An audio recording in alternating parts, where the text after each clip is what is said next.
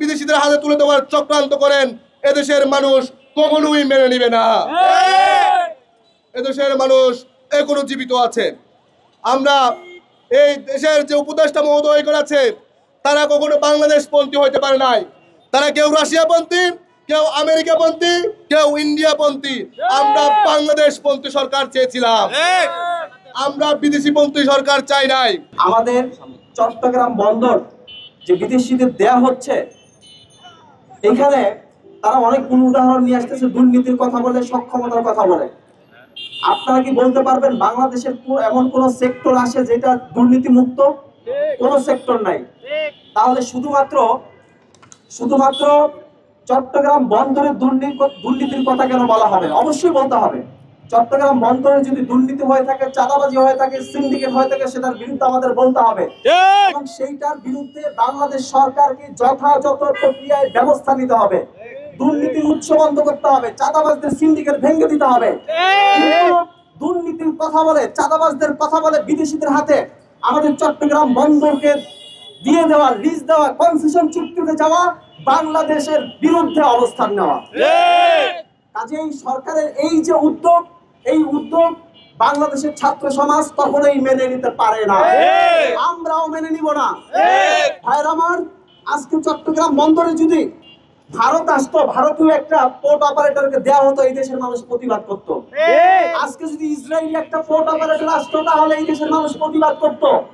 চট্টগ্রাম বন্দরে যদি একটা আমেরিকান পোর্ট অপারেটর আসতো, এই দেশের মানুষ প্রতিবাদ করত।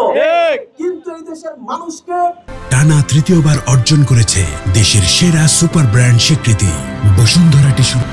এই দুর্নীতির চাঁদাবাজের ট্যাবলেটের কথা বলে এই যে ডিপি ওয়ার্ল্ড আনা হচ্ছে, সেই ডিপি ওয়ার্ল্ডের সাথে ভারতের একাধিক চুক্তি আছে, ইসরায়েলের একাধিক চুক্তি আছে, আমেরিকার একাধিক চুক্তি আছে।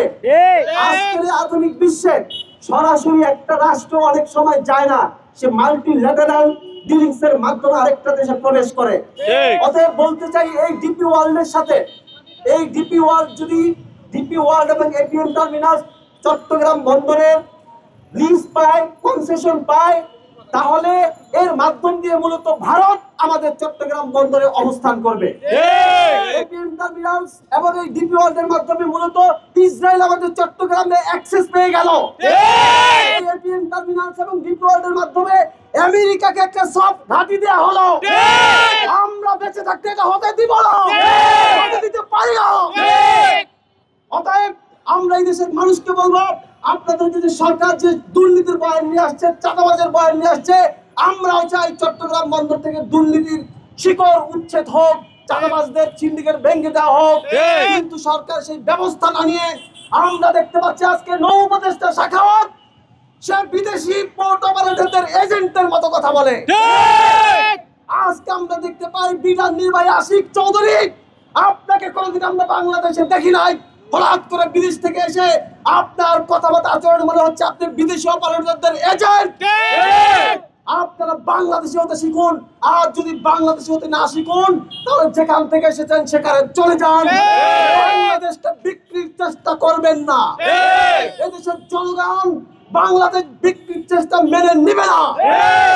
অতএব আমরা এই দেশের মানুষকে বলতে চাই যে আজকে দুর্নীতির কথা বলে, সক্ষমতার কথা বলে আমাদের চট্টগ্রাম পোর্টকে যে বিদেশির হাতে দেওয়ার অপচেষ্টা চলছে, পায়তারা চলছে, এইটার বিরুদ্ধে সবাইকে প্রতিরোধ করে তুলতে হবে।